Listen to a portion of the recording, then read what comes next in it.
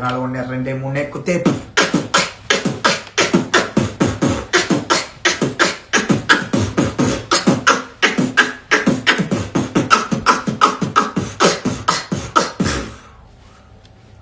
Amazing. எப்படி இருக்கீங்க? நல்லா இருக்கேன். எப்படி இருக்கீங்க? எல்லாரும் நல்லா இருக்கும். ஸோ வெளியே வந்த போய் ரெஸ்பான்ஸ் எப்படி இருக்கு? பெருசாக ரெஸ்பான்ஸ் என்னவோ பார்க்கல ப்ரோ. வெளியே போய் நம்ம ரோட்டில் நடக்கும்போது தான் அந்த ரெஸ்பான்ஸ் தெரியும்னு நினைக்கிறேன். அண்ட் நான் சும்மா வந்த உடனே வந்து கையில் ஃபோன் கொடுக்க மாட்டேன்னு சொல்லிட்டாங்க. ஃபோனும் கொடுக்கல. அதனால் பெருசாக ரெஸ்பான்ஸ் பார்க்கல. பார்த்த வரைக்கும் ஓரளவுக்கு கொஞ்சம் பாசிட்டிவாக தான் பேசுகிறாங்க.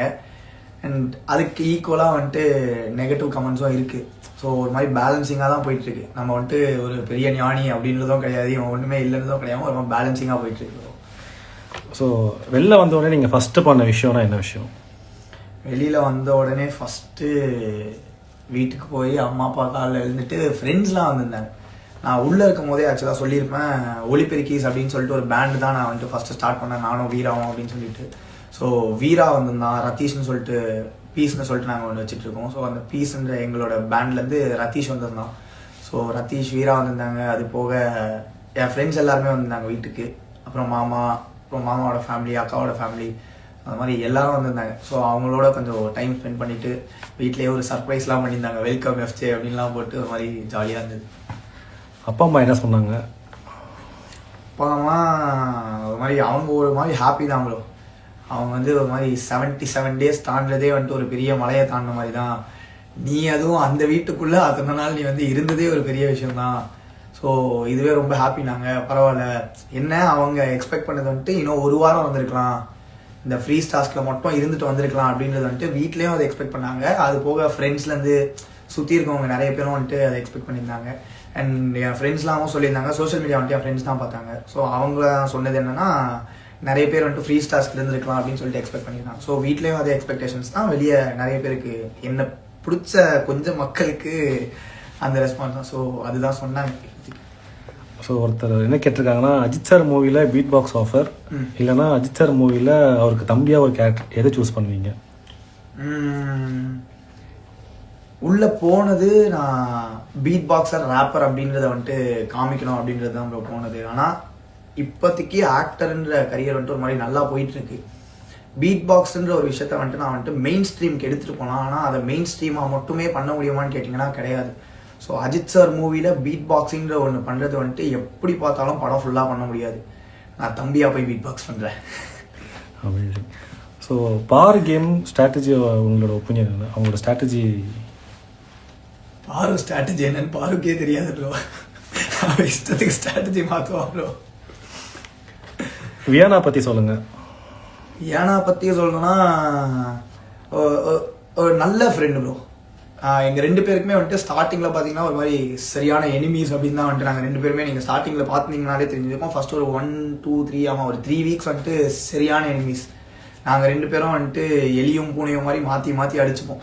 அதுக்கப்புறமா ஒரு கம்ஃபர்ட் ஜோன் ஒன்று எங்கள் 2 பேருக்குமே க்ரியேட் ஆகி அது வந்துட்டு ஒரு மாதிரி பயங்கரமான ஒரு ஃப்ரெண்ட்ஷிப் பாண்டில் தான் வந்துட்டு போச்சு. நீங்கள் பார்த்தீங்கன்னா அதுலேயே நான் வந்துட்டு சொல்லியிருப்பேன், அது உள்ளுக்குள்ளேயே வந்துட்டு ஒரு மாதிரி நாங்கள் 2 பேர் தனியாக உட்காந்து பேசுறதெல்லாம் பார்த்து அவங்க வந்துட்டு ஒரு மாதிரி ஒரு ஆங்கிளில் போயிட்டாங்க. இவங்க 2 பேர் லவ் பண்ணுறாங்க அப்படின்ற ஒரு ஆங்கிளில் போயிட்டாங்க. ஆனால் நாங்கள் 2 பேர் பேசுனது என்ன அப்படின்றது வந்துட்டு எங்களுக்கு தெரியும். ஸோ அப்படி பார்க்கும்போது நான் அப்போ அவகிட்ட சொன்னது என்னன்னா, நானே வந்து எனக்கு அதுக்கு முன்னாடியே உனக்கு முன்னாடி எனக்கு கல்யாணம் ஆயிரம்னு நினைக்கிறேன், நான் என் ஒய்ஃபோட வந்து உனக்கு மாப்பிள்ளை பார்க்குறேன் அப்படின்ற மாதிரி சொன்னதெல்லாம் வந்துட்டு ஒரு மாதிரி ஒரு பியூர் ஃப்ரெண்ட்ஷிப்பாக நாங்கள் வந்துட்டு ரொம்ப க்ளோஸான ஃப்ரெண்ட்ஷிப்பாக நாங்கள் வந்துட்டு பார்க்குறோம். She is very sweet. So நீங்கள் போனதில் பார்வைக்கு பயம் போயிடுச்சு, அது உண்மையா?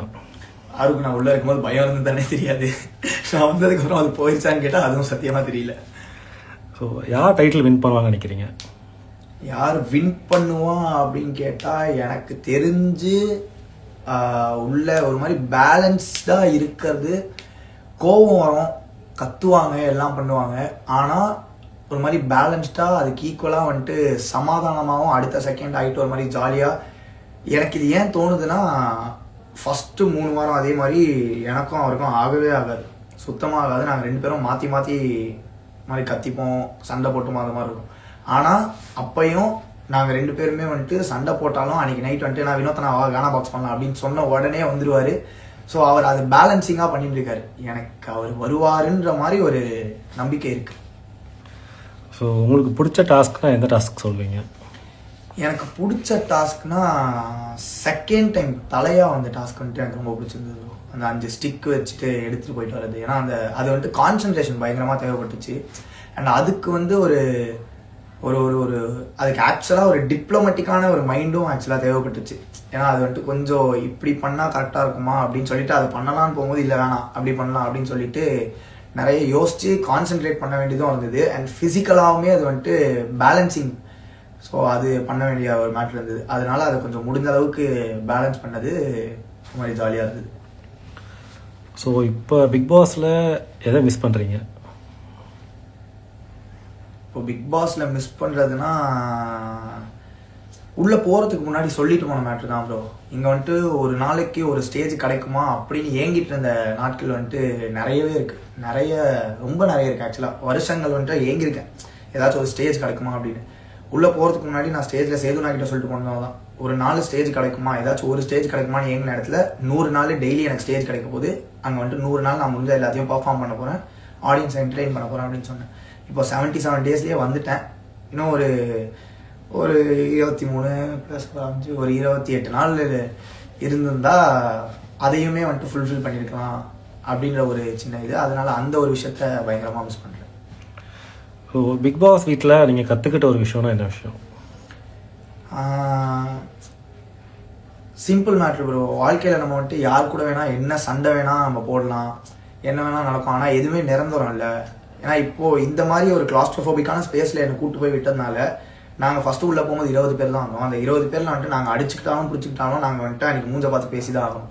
மூஞ்சை திருப்பிட்டு எங்கேயும் போக முடியாது. ஏன்னா சுற்றி அந்த வீட்டுக்குள்ளே தான் இருக்கணும். ஸோ அப்படி இருக்கும்போது வெளியே வந்தோம் அதையே வந்துட்டு நம்ம பண்ணுறது ஒரு மாதிரி நல்லது.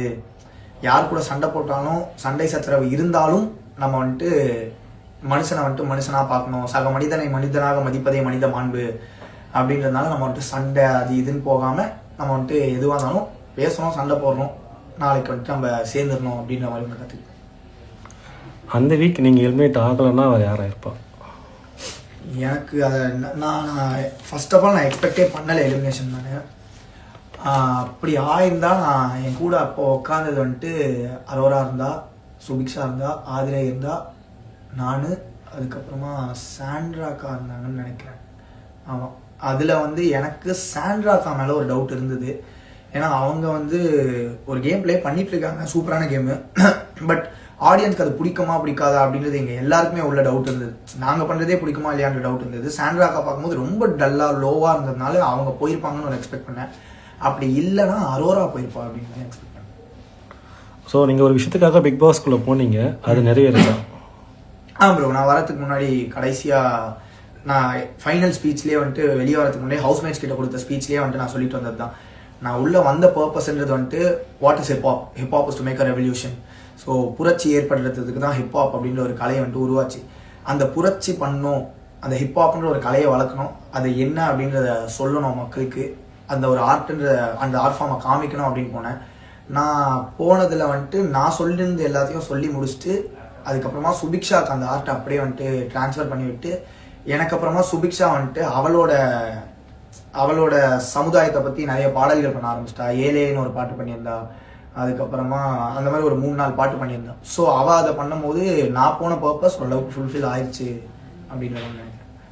ஸோ பிக் பாஸ் வீட்டில் மறக்க முடியாத ஒரு மெமரினா என்ன மெமரி? மறக்க முடியாத மெமரி அப்படின்னு பார்த்தா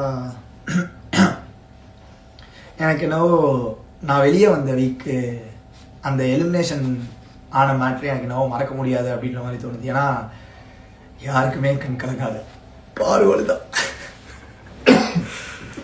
ஸோ மறக்க வேண்டிய விஷயம் அது மாதிரி தான். ஸோ இங்கே நிறைய ஒரே செம்ம க்யூட்டாக இருக்கீங்க, ஒரே ஆர்டின் ஃபயராக பறந்துட்டுருக்கு. ஸோ மக்கள் மற்றும் ஃபேன்ஸுக்கு என்ன சொல்ல விரும்புகிறீங்க? ஃபேன்ஸு மக்கள் அப்படின்னு பார்த்தீங்கன்னா not just my fans, my family. So fans are my family, என் குடும்பம். ஸோ என்னை வாழ வைத்து கொண்டிருக்கும், எனக்கு சப்போர்ட்ஸ் பண்ண என் குடும்பம் எல்லாருக்குமே வந்துட்டு சொல்கிறது ஒன்று தான், my purpose of life is to just entertain audience, எல்லாரையும் மகிழ்விக்கணும் அப்படின்றது தான் ஒரு கலைஞனோட முழு நேர வேலையே வந்துட்டு அதுதான். ஸோ நான் உங்களுக்கு ஒன்று சொல்லணும்னா அதுலேருந்து நீங்கள் எடுத்துக்கிறதுக்கு சொல்கிற அளவுக்கு நான் பெரிய ஆளாக நான் வளர்ந்துட்டேன்னா, வயசுலேயும் சரி கலையிலையும் சரி நான் வளர்ந்தேனான்னு கேட்டால் இல்லை. அதனால நான் சொல்ல வர்றது என்னன்னா, முடிந்த அளவுக்கு என்டர்டெயின் பண்ணுவேன். கடைசி மூச்சு உள்ளவரை கலைஞனாகவே இருப்பேன், கலைஞனாகவே வாழ்வேன், கலைஞனாகவே சாவேன், என்டர்டெயின் பண்ணிகிட்டே இருப்பேன். தேங்க்யூ.